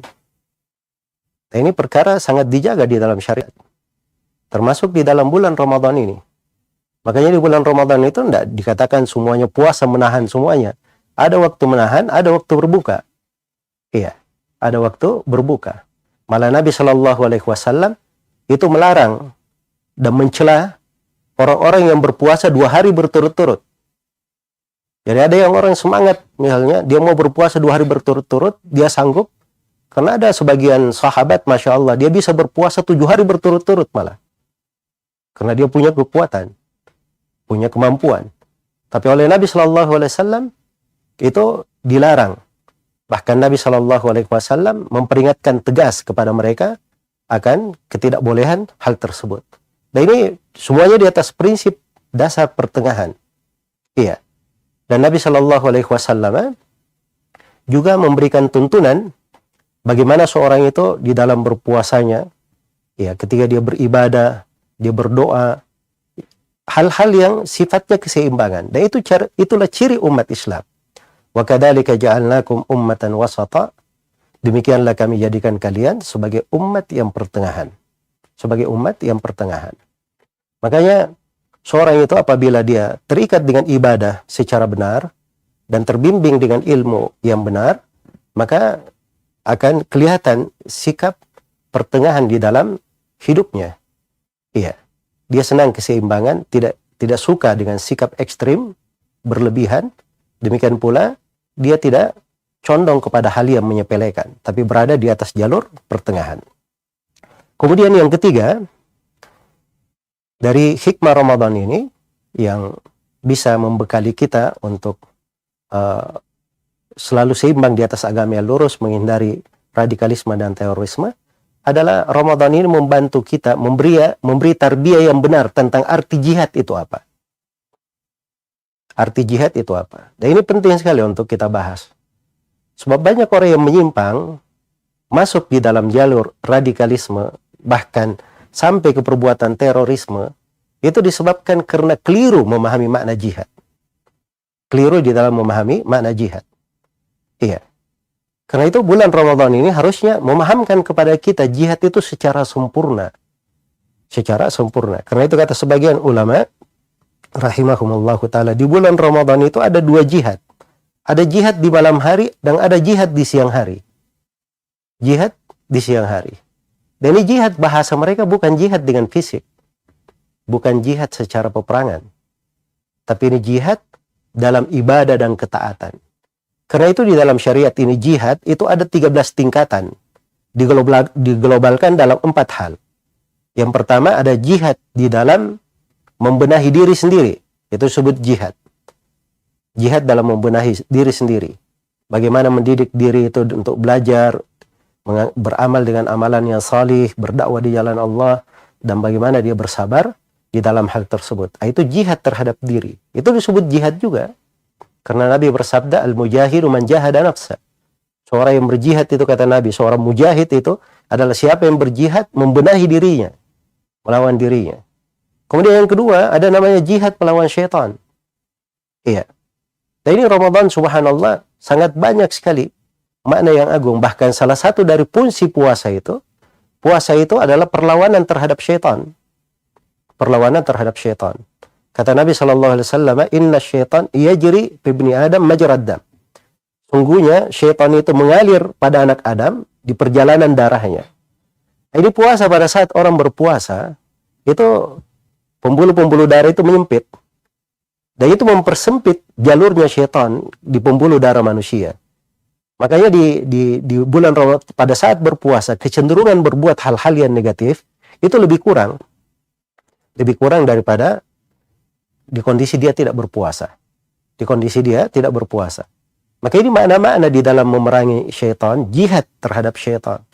Ya, tapi perlu diketahui bahwa jihad terhadap syaitan itu dengan dua hal. Karena syaitan itu menyerang dari dua hal. Kadang dia menyerang dari arah syahwat, dan yang paling besarnya, dan ini senjata syaitan yang paling dia sukai, dia menyerang dari arah syubhat. Orang diberi kerancuan-kerancuan, pemahaman yang keliru, semangat-semangat pada hal yang tidak benar. Ya, ini kadang syaitan menjatuhkan manusia ke arah tersebut. Ya, dan itu memang salah satu misi hidupnya syaitan. Maka untuk menangani hal tersebut ada jihad namanya dengan kesabaran, supaya kita tidak jatuh di dalam syahwat itu. Ada jihad dengan mempelajari ilmu, supaya kita sampai ke derajat yakin, tidak gampang dimasuki oleh kerancuan-kerancuan pemikiran. Iya. Jadi itu bentuk dari jihad juga. Kemudian yang ketiga ada jihad. Ya, yang ketiga dan keempat terkait jihad dengan kaum munafikin, jihad terhadap orang-orang kafir. Dan ini ada tingkatan-tingkatannya. Ada tingkatan-tingkatannya. Kalau masuk ke dalam makna jihad secara fisik, itu disyaratkan syarat-syarat ketat di dalam buku-buku fikih. Dari syarat tersebut, yang pertama, jihad itu secara fisik harus dipimpin oleh kepala negara. Harus dipimpin oleh kepala negara. Ini banyak nggak diketahui oleh anak-anak muda kita yang terpapar dengan perbuatan radikalisme dan terorisme ini. Dipikirnya jihad itu sederhana begitu. Ada yang mengajak, ayo kita berjihad. Ya mati nanti kita dijemput bidadari. Langsung saja benar seperti itu. Belum tentu. Barangkali perbuatan itu perbuatan jahat, bukan jihad. Ya, karena jihad itu harus dipimpin oleh kepala negara. Dan itu nas dari Nabi SAW tegas. Diriwayatkan oleh Imam Al-Bukhari dan Imam Muslim dari Abu Hurairah radhiyallahu taala anhu, Nabi SAW bersabda, "Innamal imamu junnah yuqatalu min waraihi." Kata Nabi SAW, kepala negara itu adalah perisai, tameng. Peperangan harus dilakukan di belakangnya. Harus dilakukan di belakangnya. Dan itu tidak ada silang pendapat di tengah ulama. Ya, makanya yang keliru memahami hal seperti ini itu biasanya, ya, dan ini mungkin bisa minta izin kepada Pak Kombes, mungkin bisa dicek ke yang terpapar yang tertangkap ini 52 orang. Ya, saya bisa pastikan insya Allah kebanyakannya tidak belajar agama dengan benar. Ya, karena itu ya saya sudah temukan ya pada kasus-kasus yang lebih besar daripada itu, ya memang hasilnya seperti itu. Misalnya trio bom Bali pertama, ya trio bom Bali pertama ini hanya banyak semangat saja, tetapi kalau dalam masalah ilmu agama itu bisa dikatakan nihil. Kasihan di dalam hal tersebut. Tidak punya guru yang jelas, hanya baca kitab sendirian, beri kesimpulan-kesimpulan. Nah, itu cara berpikirnya, akhirnya lahir pemahaman-pemahaman yang keliru. Lahir pemahaman-pemahaman yang keliru. Jadi itu bisa diambil sebagai contoh misalnya untuk Imam Samudra, salah satu pelaku bom Bali pertama, saya terangkan kekeliruan pemahamannya di bab keempat dari buku saya antara jihad dan terorisme. Saya rinci satu persatu kesalahan dia berpikir. Bagaimana di dalam cara berpikirnya keliru dan tampak dari situ bahwa dia tidak belajar dengan benar. Ya, karena dia sendiri mengaku, dia hanya mengambil dari cara diskusi di internet saja dan ketemu dengan orang-orang. Ya, itu pun sebagian yang mendoktrin Imam Samudra itu sudah bertobat. Dia bertobat juga karena baca buku saya, alhamdulillah. Dia tahu bahwa jalannya keliru. Jadi maksudnya mereka ini kadang dari satu sudut kasihan mereka tidak belajar agama dengan benar. Perlu tokoh-tokoh ahli agama yang berdiskusi dengan mereka supaya mereka ini bisa sadar akan kekeliruannya. Paham bahwa mereka ini sebenarnya tidak di atas makna jihad yang benar. Ya, jadi jihad itu harus ada dengan kepala negara. Kemudian jihad itu harus di bawah bendera negara. Karena itu Nabi SAW tidak ada jihad dengan fisik di Mekah. Belum ada negaranya di Mekah. Nanti setelah pindah ke Madinah di tahun 2 Hijriah, baru di tahun 2 Hijriah baru ada perintah jihad kepada Rasulullah SAW. Itu pun dalam skala yang terbatas dengan bertahap. Ini harus dipahami dari makna jihad ini. Karena itu kekeliruan di makna jihad ini sangat besar sekali. Dan ini subhanallah, ini yang didoktrinkan kepada anak-anak muda kita. Kalau misalnya dari tahun 2000 ke bawah ya, itu masih orang-orang mendapatkan data dan ini tuh harus ketemu nanti dicuci otaknya. Kalau sekarang dia bisa cuci otak sendiri dengan media-media ini. Ya, berbagai artikel yang bisa dia baca. Ya, bahkan subhanallah saya di Makassar ini saya pernah ketemukan ada buku-buku orang-orang yang mengajak kepada terorisme, paham terorisme dijual di toko-toko buku besar di Makassar ini. Iya, terjemahannya. Jadi ada orang-orang yang seperti itu. Saya kadang sebutkan di sebagian acara internal di beberapa Polda yang saya diikutkan di divisi hukum di Mabes Polri untuk memberikan pencerahan terkait dengan tahapan-tahapan orang bisa terpapar pemahaman radikalisme dan terorisme. Saya terangkan bahwa salah satu sebabnya ya ada sebagian orang yang kadang dia menulis buku-buku seperti itu dan itu menjadi panduan dan panutan banyak orang. Seperti misalnya ada di antara tokoh mereka Abu Muhammad Al-Maqdisi itu menulis tentang syariat memerangi polisi. Ya, khusus dia bahasakan. Syariat memerangi polisi. Karena mungkin terlalu banyak dianggap menghambat mereka, menangkapin mereka dan semisal dengan itu. Ya. Dan anehnya buku-buku ini ada yang menerjemahkan di Indonesia. Ya. Ada yang menerjemahkan di Indonesia walaupun mungkin sudah diketahui oleh Bapak-bapak ya. Ya grup-grup Solo lah yang menerjemah tentang itu. Dan ini kita dari hal-hal yang perlu saya singgung ya, bahwa sebenarnya kesalahan di dalam memahami makna jihad itu berakibat banyak hal. Sama seperti buku Abdullah Azzam. Iya. Dia menulis buku ini, Abdullah Azzam ini kalau tokoh-tokoh radikal yang dari tahun 2000 ke bawah, itu banyak memakai buku-buku Abdullah Azzam. Iya. Dia menulis buku tentang fardu ainnya jihad. Jadi jihad itu subhanallah fardu ain hukumnya. Ini bukan sunnah, bukan fardu kifayah. Fardu ain seperti sholat 5 waktu. Makanya anak-anak muda ini ketika sudah didoktrin dengan pemahaman-pemahaman seperti itu, jadi dia pikirannya apa? Oh subhanallah, saya ini kalau tidak melakukan sebuah aksi jihad, maka saya berdosa. Jadi pikirannya berdosa. Apalagi kalau sudah dimasukkan doktrin. Kamu kalau mati belum berjihad, kamu mati di atas cabang dari cabang kemunafikan. Kamu mati di atas mati jahiliyah. Nah, itu akan lebih luas lagi bergeraknya. Setelah itu diberi doktrin jihad tanpa batas. Ya boleh lakukan apa saja, kerjakan apa saja. Ya. Akhirnya ketika doktrin ini masuk, ya itulah hal-hal yang mengerikan yang kita dengar. Sampai di beberapa waktu kemarin di Surabaya itu terjadi kasus pertama se-Indonesia. Bayangkan, satu keluarga, suami istri, beserta anak-anaknya masih kecil, menjadi pelaku bom bunuh diri. Dan itu baru pertama kali terjadi se-Indonesia. Iya. Dan ini terjadi kenapa? Itu doktrin pemikiran. Ya bukan masalah ekonomi. Mereka yang di Surabaya itu bukan orang yang kekurangan dalam masalah ekonomi. Itu doktrin pemikiran. Ada pada sebagian orang yang memasukkannya. Iya. Ada sebagian orang yang memasukkannya. Dan ini subhanallah kita juga harus mewaspadai karena doktrin yang seperti ini memang dimasukkan ke sebagian negara untuk melemahkan negara tersebut dan membuat membuat masalah-masalah di negeri itu untuk melemahkannya. Sama dengan kasus narkoba. Dimasukkan ke dalam sebuah negeri supaya anak-anak mudanya itu lebih banyak play, tidak banyak berpikir dan akhirnya melemahkan negara tersebut. Ini mirip dengan kasus-kasus yang seperti ini. Ya. Dan ini saya tahu benar dan saya ketemukan di sebagian negara justru yang membacking orang-orang yang radikal ini itu orang-orang dari negara-negara tertentu, ya bukan negara muslim, ya memang menginginkan mereka memiliki pemikiran-pemikiran tersebut di sebuah negara. Akhirnya melemahkan negara itu. Dan sampai sekarang sebagian negara itu terjadi huru-hara, ya kekacauan, ya diantaranya dari sebab pemikiran-pemikiran seperti itu yang beredar. Dan ini kita tidak inginkan, ya.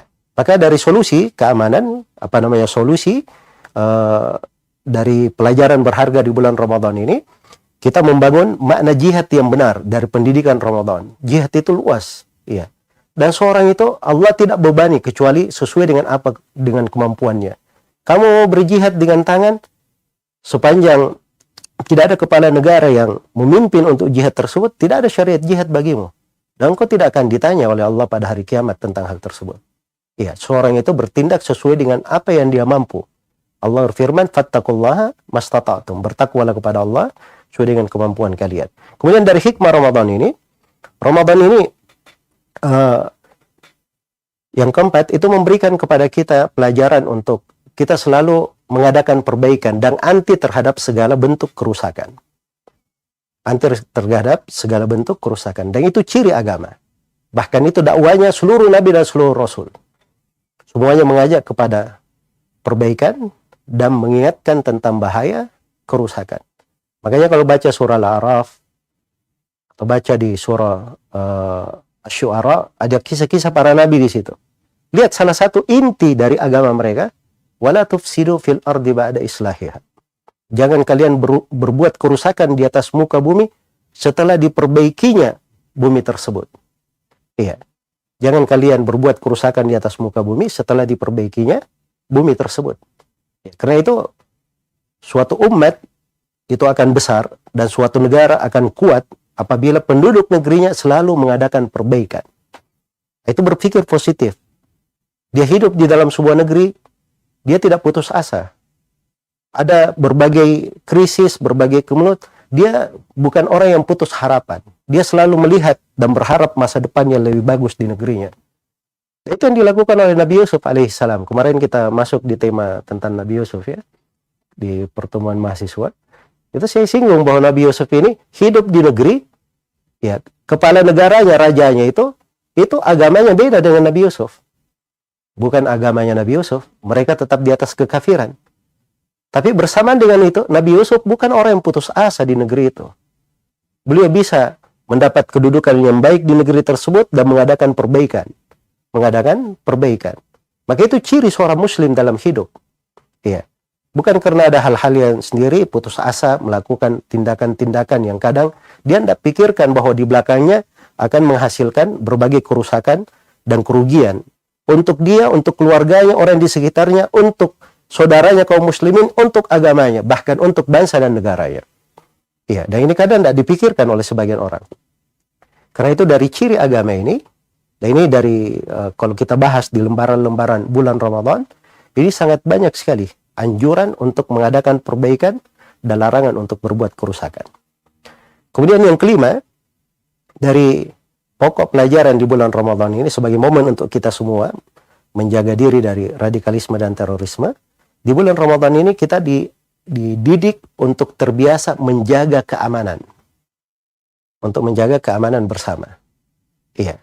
Karena itu, subhanallah, dianjurkan berbagai ketaatan secara bersama, dianjurkan untuk memberi makan, dianjurkan untuk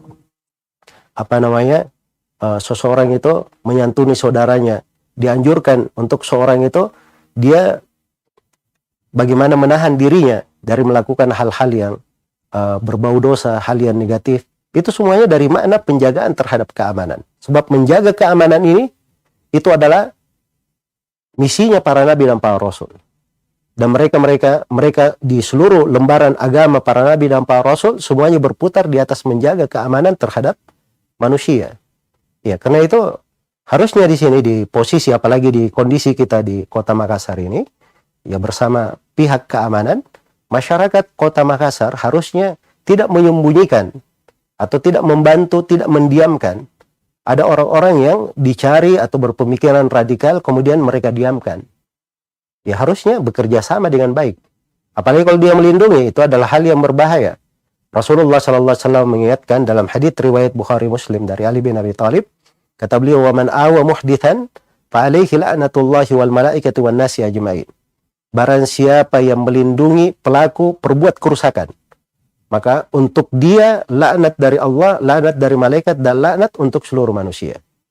Dan laknat untuk seluruh manusia. Iya. Kemudian yang keenam, dari momen di bulan Ramadan ini yang penting kita pelajari adalah panutan yang salih. Panutan yang salih dan baik, terpercaya. Itu pendidikan kita. Kita di bulan Ramadan ini, yang kita jadikan acuan di dalam beramal itu Al-Quran, hadits Rasulullah, apa yang datang dari sahabat Rasulullah sallallahu alaihi wasallam, dari Imam 4, dari orang-orang salih. Dari orang-orang salih. Muncul pertanyaan, ya, kenapa ada anak-anak muda yang berpemahaman radikal seperti itu? Ada orang-orang yang keluar dari jalur, bisa melakukan tindakan-tindakan yang sangat mengerikan, dari aksi bom bunuh diri, peledakan, dan sebagainya. Kenapa? Karena dasarnya mereka itu punya bacaan, punya tokoh-tokoh yang mereka kagumi. Ada orang-orang yang menjadi rujukannya. Ada orang-orang yang menjadi rujukannya. Iya. Dan ini pemahaman-pemahaman harus kita jeli di dalamnya. Harus kita jeli di dalamnya. Ya. Seperti misalnya kalau mereka sudah kenal buku-buku Hasan al-Banna, buku-buku Sayyid Qutb, buku-buku Abu La'al al-Maududi, buku-buku Abdul Azzam, buku-buku Abu Muhammad al-Maqdisi, Abu Qatadah al-Filistini. Dan ini semuanya ada buku-bukunya ya. Apalagi bukunya Sayyid Qutb itu, Fi Dhilalil Quran. Itu bisa cari di toko buku besar manapun pasti ada itu. Sudah dicetak puluhan kali cetak di Indonesia. Dan di dalam buku itulah pemikiran Sayyid Qutb mengafirkan seluruh pemerintahan yang ada di atas muka bumi. Dan mengafirkan masyarakat-masyarakat muslim di atas muka bumi. Iya. Maka itu harus dipahami dari sudut bahayanya. Karena itu kita mengoreksi di masalah panutan ini, mengingatkan kepada masyarakat agar supaya di bulan Ramadan ini dia benarkan untuk mengambil panutan yang benar, mengambil dari Al-Quran, dari hadits Rasulullah, dari para sahabat Rasulullah Sallallahu Alaihi Wasallam, agar supaya bagus pemikirannya, Dan mungkin yang terakhir, yang ketujuh, yang ingin saya ingatkan di sini, bahwa bulan Ramadan ini terdapat pendidikan-pendidikan yang penting untuk menjadi warga negara yang baik. Untuk menjadi warga negara yang baik. Karena di dalam bulan Ramadan ini itu pendidikan untuk jiwa. Ya, bagaimana jiwa tersebut bisa menjadi orang yang berberkah dimanapun dia berada. Itulah sifat warga negara yang baik. Di mana saja ada bumi yang dia pijak, ada langit yang meneduhinya, dia menjadi orang yang membawa kebaikan bagi manusia di situ, berberkah bagi manusia. Ya. Dan ini pendidikan semuanya ada di bulan Ramadan. Semuanya ada di bulan Ramadan. Ya, baik, ini 7 poin ya. Kalau saya uraikan satu persatu dengan panjang lebar, akan panjang nanti waktu yang diperlukan. Tapi mudah-mudahan seperti yang saya sebutkan tadi, barangkali ini kalau oleh pemerintah dan pihak keamanan menginput kepada teman-teman yang biasa khutbah atau ceramah, dan juga mungkin dari kawan-kawan di sini yang hadir, dari para asatidzah, pengampu pondok pesantren, para penuntut ilmu, ya ini bisa lebih banyak mengembangkan pembahasan-pembahasan dari 7 tema yang saya sebutkan di sini sebagai momen bagaimana kita menjadikan bulan Ramadan ini sebagai sarana, ya, seluruh masyarakat kita itu paham bagaimana arti sebuah keamanan, sikap pertengahan, arti kebersamaan, bagaimana menjadi warga negara yang baik, ya, bagaimana mereka selalu berada di bawah pemimpinnya, gemar mengadakan perbaikan, anti kerusakan, ya, sehingga mereka terhindar dari pemahaman radikalisme, apalagi berakibat kepada perbuatan terorisme. Semoga Allah Subhanahu wa taala memberi taufik kepada semuanya. Wallahu taala alam. Terima kasih kepada guru kita Al-Ustaz Zulkarnain atas pemaparan 7 pilar, ya, bagaimana kita melakukan hal-hal yang tentu momentum yang sangat indah di bulan Ramadan ini. Ya, berikutnya, ya, untuk menutup kegiatan ini tentu kita dibuka juga sesi tanya jawab, walaupun sedikit. Mungkin kami membuka satu pertanyaan dulu kepada para peserta yang mau bertanya secara langsung. Ya, Masya Allah. Kepada ini yang sudah coba dibuka. Al-A, ya. Saifur Rahmat, ya. Coba Saifur Rahmat. Ya, silakan panitia. Ya. Bertanya kepada para narasumber. Boleh sebutkan namanya dan apa pertanyaannya, tujukan kepada pemateri yang hadir pada pagi sampai siang hari ini. Ya. Silakan. Assalamualaikum warahmatullahi wabarakatuh. Waalaikumsalam warahmatullahi wabarakatuh. Ya. Syukurillah, terima kasih kepada moderator yang sudah memberikan kesempatan kepada kami untuk bertanya. Ya. Langsung saja saya bertanya kepada yang pertama kepada Bapak Ustadz Zulkarnain Muhammad Sunusi terkait ayat wa kadzalika ja'alnakum ummatan wasata. Karena dan kami jadikanlah dan demikian itu adalah kami jadikan kalian itu adalah umat yang pertengahan.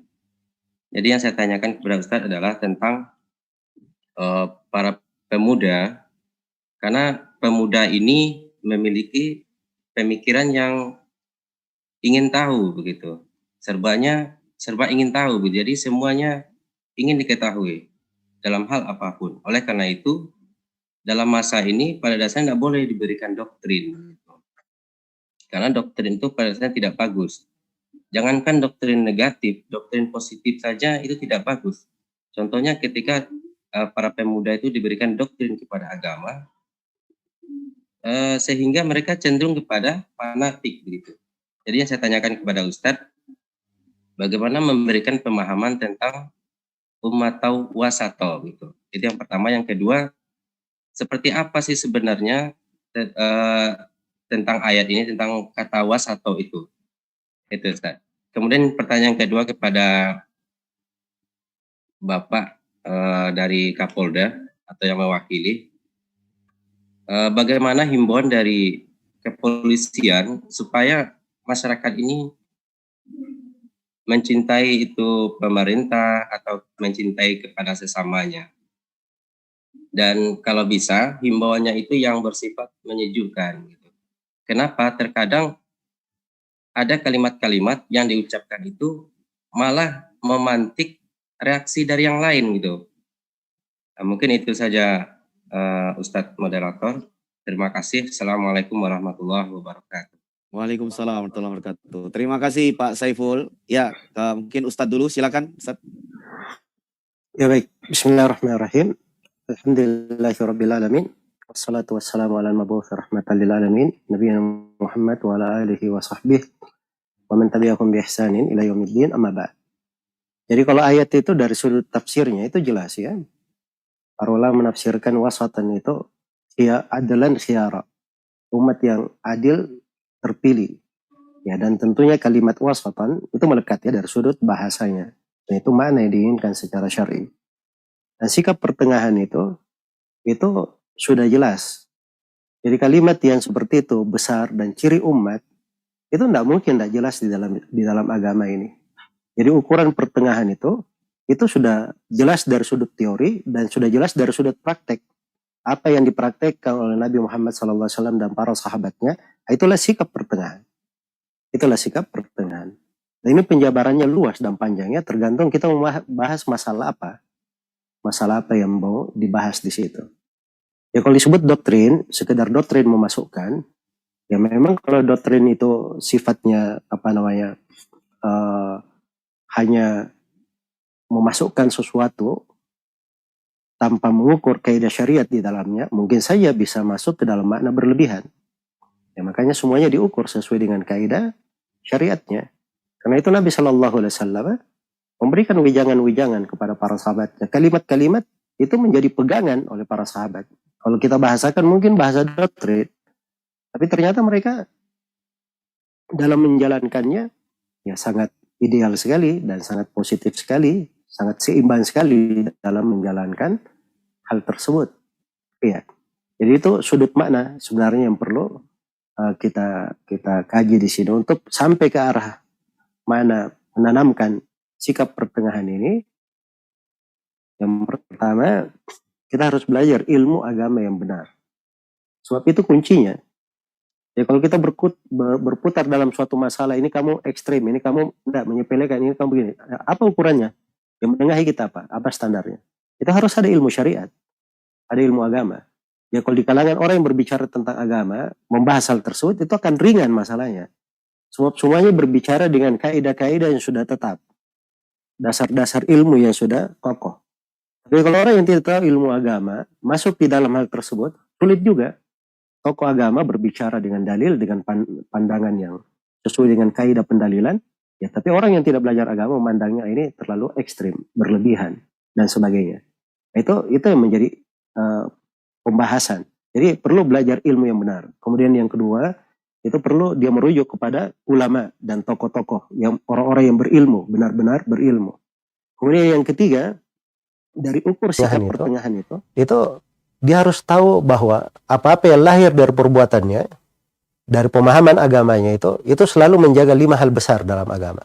Menjaga agama, menjaga kehormatan, menjaga jiwa, menjaga akal, dan menjaga harta. Ya. Kalau itu dia jaga dari pokok agama, berarti itu pemahamannya sudah benar. Ada hal yang benar di dalam apa yang dia pahami. Jadi ini diantara global ya, dan gambaran-gambaran. Semoga Allah memberi taufik kepada semuanya. Baik, alhamdulillah. Karena Bapak Kapolda, ya, Pak Kabid, ini seperti sudah keluar dari Zoom. Mungkin dari Kabid Kesbang Pol Provinsi, Bapak boleh memberi jawaban terhadap pertanyaan yang tadi dilangsungkan oleh Pak Saiful. Kami persilakan. Ya, bismillah. Saya mohon dibantu Pak moderator untuk yang kedua itu terkait apa, coba kami mohon dibantu dari Pak Saiful.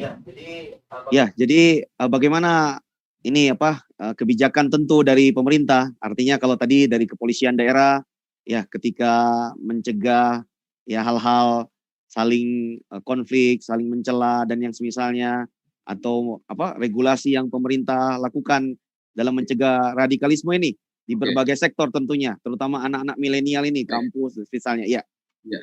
Baik, terima kasih Pak moderator, Pak Saiful yang saya hormati. Pemerintah tentu saja punya kewajiban untuk sekali lagi menciptakan kondisi yang aman bagi masyarakat. Itu kunci awalnya. Dalam rangka itu maka kami dari pemerintah Provinsi Selatan, upaya-upaya yang telah dilakukan itu salah satunya adalah kita membangun sebuah jaringan komunikasi antara pimpinan daerah. Ada forum komunikasi pimpinan daerah yang merupakan sarana untuk seluruh pimpinan daerah kita, baik itu mulai dari gubernur, panglima, polda, kemudian jajaran yang lain untuk membangun kembangan situasi yang ada di wilayah kita, termasuk dalam rangka mencegah radikalisme dan terorisme. Untuk yang lebih teknis dan operasional, saya kira kami Bapak PLT Gubernur sekali lagi dalam 2 bulan terakhir sangat intensif untuk membangun komunikasi dengan tokoh-tokoh lintas agama. Ya, tokoh lintas agama tidak hanya dari agama-agama tertentu, tapi kita punya yang namanya forum komunikasi umat FKUB ya, di media yang secara operasional membantu pemerintah untuk membangun komunikasi keumatan antar agama. Jadi ini juga yang menjadi salah satu strategi kita. Jadi kemudian yang ketiga adalah untuk menangkal paham-paham radikalisme dan terorisme di kalangan anak sekolah dan milenial. Memang dari dinas-dinas terkait, khususnya dinas pendidikan, tentu saja kita berharap kurikulum tentang yang namanya wawasan kebangsaan, kewarganegaraan dan seterusnya ini akan terus lebih diinternalisasikan kepada siswa-siswa kita. Saya kira itu Pak moderator, Pak Saiful. Ya, terima kasih Pak, Masya Allah masukan yang baik. Ya, sekarang Bapak Ahmad Namsum dari Kesbangpol Kota, kami persilahkan Bapak, semangat. Ya, terima kasih. Assalamualaikum warahmatullahi wabarakatuh, para narasumber, Pak Ustadz, moderator, dan seluruh pemirsa, teman-teman semua. Memang sekali lagi kami dari pemerintah Kota Makassar tentu untuk terus menguatkan kebersamaan dalam memberikan satu hal yang terkait dengan penanganan radikalisme dan terorisme ini. Apalagi di bulan ini adalah bulan suci Ramadan, yang pemerintah Kota Makassar melalui Bapak Wali Kota menginstruksikan semua unsur aparat untuk memperketat bagaimana suasana Ramadan ini bisa berjalan dengan baik dan tetap memperhatikan protokol kesehatan, dan kita juga sudah mengeluarkan edaran untuk tetap bagaimana nuansa Ramadan ini dimaknai dengan baik. Jangan ada hal-hal yang bisa menjadikan momentum Ramadan ini menginjeksi sesuatu yang merusak tatanan nuansa bulan suci. Yang kedua adalah pemerintah Kota Makassar juga selalu dengan sejuk menyampaikan kepada semua tokoh-tokoh lintas agama, semua tokoh-tokoh muda lintas agama, yang secara rutin kami di Kesbangpol sudah mengagendakan ada pertemuan rutin setiap kali sebulan tentang tokoh-tokoh agama yang dirangkum oleh FKUB untuk bagaimana mendeteksi suasana di semua sudut Kota Makassar di 15 kecamatan dan 153 kelurahan, supaya kehidupan, kedamaian, dan pelajaran yang berharga yang kita dapatkan kemarin itu di Maret menjadi sesuatu yang mewarning kita, memicu kita untuk bagaimana Makassar ini jangan lagi terulang seperti itu. Bahkan tadi kami sampaikan bahwa Makassar, Sulawesi Selatan, Indonesia, dan khususnya kita di Kota Makassar benar-benar adalah kita tidak akan menerima sesuatu apapun yang merusak tatanan dari segi paham radikal dan terorisme ini. Jangan kita jadikan sebagai sesuatu yang bisa membuat Makassar tidak seperti yang kita harapkan. Karena Makassar ini adalah barometer Sulawesi Selatan, maka tentu benar-benar memberi pancaran Makassar yang sesungguhnya dalam rangka pengembangan pembangunan yang lebih baik ke depan. Saya pikir itu kunci-kunci dasarnya, dan satu hal yang perlu kita camkan semua, bahwa Makassar ini adalah rumah kita. Marilah kita rawat rumah kita dengan baik, dengan segala dimensinya, dan siapapun yang ada di Makassar, dengan segala perbedaan dari suku, budaya, dan agama, kita anggap Makassar adalah rumah kita. Tentu harus kita memberikan yang terbaik tanpa menodai rumah yang kita tinggali, rumah yang kita cintai, untuk merawat kebersamaan dan melangsungkan kehidupan di Kota Makassar. Terima kasih. Billahi fisabilillah wassalamualaikum warahmatullahi wabarakatuh. Assalamualaikum warahmatullahi wabarakatuh. Waalaikumsalam warahmatullahi wabarakatuh. Baik, ya Ustaz. Jadi tadi ada hal yang terkait dengan masalah mungkin ketika ada pesan-pesan dari pihak kepolisian, dari pihak pemerintah yang dikeluarkan, nah itu kadang bisa diterjemahkan oleh sebagian orang bahwa ini kayak menyudutkan umat Islam. Ya, dan itu juga perlu saya ingatkan, itu memang jebakan-jebakan Batman ya pada sebagian orang-orang yang berpaham radikal itu. Sebab di mana-mana seperti itu, orang yang orasi di jalan aja dia bisa wajar ya, dari pihak kepolisian misalnya, di kondisi keamanan, di kondisi terjadi hal yang tertentu, ya memang harus berbicara seperti itu. Tapi karena sudah terlanjur bicara atau berbicara dengan nada seperti tidak setempat, sudah tepat, orang ini mengambil pembicaraan disimpan di konteks lain. Akhirnya keluarnya seakan-akan bahwa pemerintah ini menyudutkan umat Islam. Ya, jadi itu juga mungkin perlu kita sebenarnya waspada. Masalah-masalah itu dimaklum ya, karena banyak dari orang-orang yang salah paham. Itu mungkin saja ada kekeliruan dari sebagian penyampaian atau ada hal yang kurang. Dan mungkin saja orang-orang yang mendengarnya ini ya pemahamannya mungkin perlu diingatkan kembali bahwa kebanyakan dari pemerintahan kita itu mereka juga umat Islam, mereka juga kaum muslimin, orang-orang yang juga taat beribadah. Jadi hal-hal yang kalau mereka dibilang sebagai anti-Islam itu juga tidak benar atau serang menyudutkan umat Islam. Kemudian dari hal-hal yang selalu dinikmati oleh umat Islam di dalam berbagai peribadatan dan sebagainya, itu kan banyak tangan-tangan pemerintah di situ membantu dan seterusnya. Begitu juga dari hal-hal yang hendaknya diseimbangkan di dalam menilai. Ya, tapi kondisinya saya beri kata kunci bahwa kita apabila di kondisi menghadapi suatu masalah, ya di suatu masalah, kalau ada pembicaraan kita lihat di masalah itu saja. Kemudian yang kedua, kalau ada hal yang diarahkan kepada makna negatif, maka kita lihat kepada keseluruhan makna yang terkait dengan masalah itu. Jangan dilihat kepada hal yang negatif saja, supaya kita bisa berpikir seimbang dan pertengahan. Nah, ini salah satu bentuk pertengahan tadi yang ditanyakan. Semoga Allah memberi taufik kepada semuanya. Kita cukupkan sampai di sini. Ya tentu ya banyak hal yang masih kita ingin diskusikan, namun waktu membatasi kita, dan tentu alhamdulillah kita bisa simpulkan semua narasumber telah memberi masukan, saran secara positif kepada kita semua, ya. Dan tentu dari Bapak Kabid, ya Bapak Polda Sulawesi Selatan tadi mengatakan bahwa ya menangkal radikalisme dan terorisme ini, ya dia adalah peran dan tanggung jawab kita bersama. Bukan hanya tugas kepolisian, bukan hanya tugas gubernur dan wali kota, tetapi tugas, peran dan tanggung jawab kita semua.